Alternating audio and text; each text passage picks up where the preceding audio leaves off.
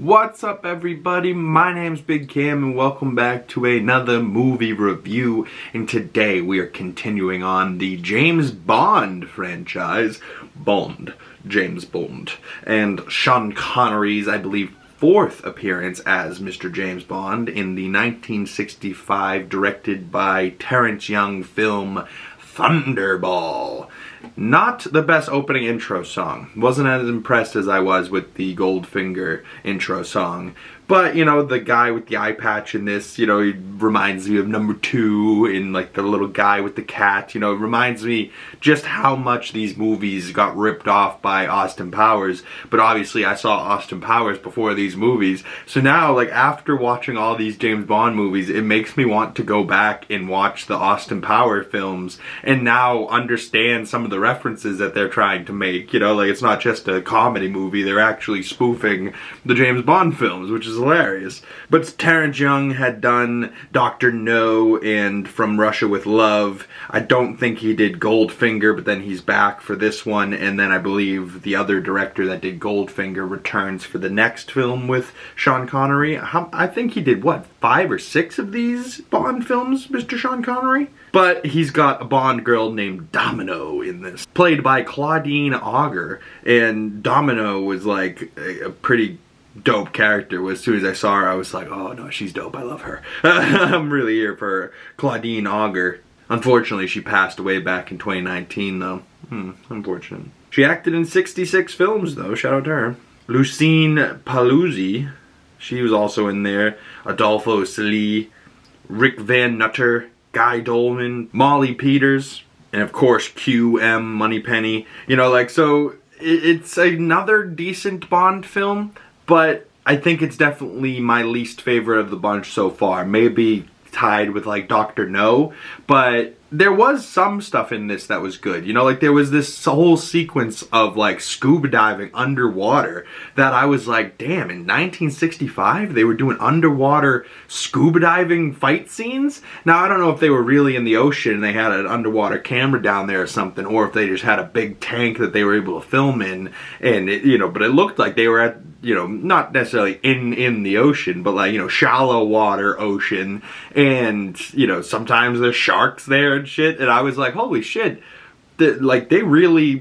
put sharks in a tank and had these guys swimming around with sharks, and, you know, at one point, they're like, you know, killing the sharks, and I'm like, holy fuck, 1965, I think they actually killed sharks for this movie. You know, we're like, today, if they wanted to do a shark movie, they're not killing real sharks in the film, you know, like, as a part of the story, you know what I mean? Like, that's crazy. Like, we did a whole movie called The Meg, and, or even Jaws, not a real shark, you know what I mean? Like, that's crazy that 1965, they were in the ocean using real fish and shit, and like, I don't know, man. It was pretty nuts, and like, it really blew my mind for 1965 to be like, with these underwater submarines and scuba diving tanks, and like, I don't know. It was cool, but it was also kind of like, what is this? Like, you know, it felt very different from the other 3 movies, you know, like, oh, this one's underwater battle, okay. Yeah, like, I don't know, but not my favorite of the Bond movies. A decent Bond movie, but like, I don't know, there's parts of me that like wants to rewatch Thunderball because I feel like I didn't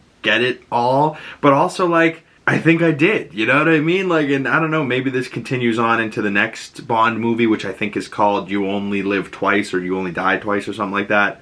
And then he has one other one called Diamonds Are Forever, I believe. So then that would mean Sean Connery's in 6 total. And then I think after the next one, there's a different Bond in between You Only Live Twice and Diamonds Are Forever, and the other guy, you know, isn't Sean Connery. So they like almost recast Sean Connery as Sean Connery is still being James Bond, which doesn't make a lot of sense. But, you know, anybody alive during the 70s that knows what's went on with the Bond films back then, let me know any juicy goss you got for me. But 130 minutes, you know, it's a slightly longer than the other films too, which is fine, but like, ugh, I don't know. And like the synopsis for this, it says, look up, look down, look out, here comes the biggest Bond of all. A criminal organization has obtained 2 nuclear bombs and are asking for £1 million ransom. $1 million. In form of diamonds in 7 days, or they will use the weapons. And the Secret Service sends James Bond to the Bahamas to once again save the world. Ooh, so this was shot in the Bahamas, maybe Nassau, but in 1965.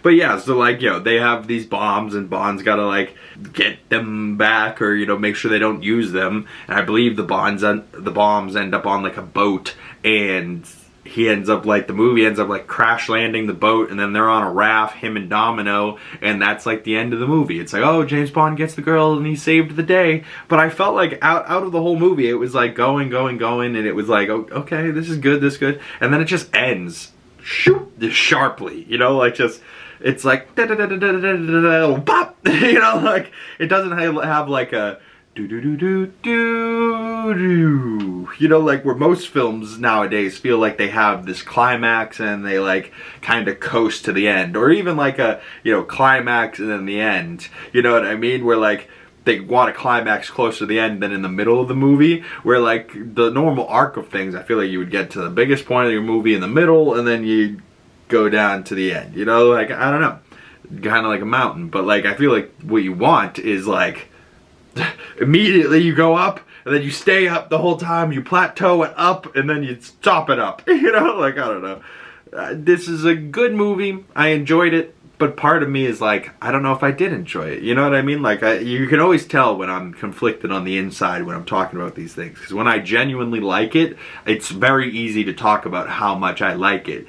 But when you're like, can't quite put your finger on what you didn't like in this, and you have those conflicting emotions, you're like, I don't know if I loved this, liked it, didn't like it, you know, but part of me wants to rewatch it, part of me still loves Sean Connery as James Bond, so I'll watch him be James Bond any day of the week, you know, so whether this is a good movie or not, maybe I still enjoyed it, but some good shots in this. Not my favorite of the Sean Connery Bonds, is like my final statements at least.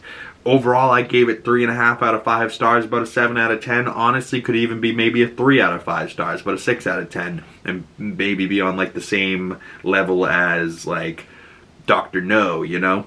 But so far, I have given Dr. No 3 stars, From Russia with Love 3.5 stars. Goldfinger, I gave 4 stars. I genuinely really liked that movie. Maybe it was just the lady's name was Pussy Galore, so that made me laugh really hard. Every time they said it. Pussy. Like you would walk up and just be like, oh, come on, Pussy. You're gonna be a bad bitch now. You know, like, that's my Sean Connery. My face doesn't match my Sean Connery voice, but it is what it is. Yeah, I mean, overall, decent. 7 out of 10. If I had to give it a true 10 score, it's probably like a 6.9, 6.8 out of 10, if I'm being honest. But Sean Connery is still a GOAT, and I loved his James Bond in this film, even if it wasn't that good. And Domino's a pretty sexy Bond girl. The villain's alright in this, but the ending's just not that climactic of an ending. Just kind of felt like, oh, crash the boat, boom, end. And it's like, oh, what? It was going, and then it just screeching a halt, you know what I mean? But it is what it is. I'd love to hear your thoughts on this movie down in the comment section below, or you can message me on my other social medias. Links for those in the description below. And if you've made it this far into the video and you would like to support the channel, the best way of doing that is liking this video, commenting down in the comment section below, subscribing if you have not already, and make sure you hit that bell so you don't miss future James Bond movie reviews and James Bond content when that drops. Thank you guys so much. Once again, my name's Big Cam, and I'll see you beautiful people in the next one. Peace!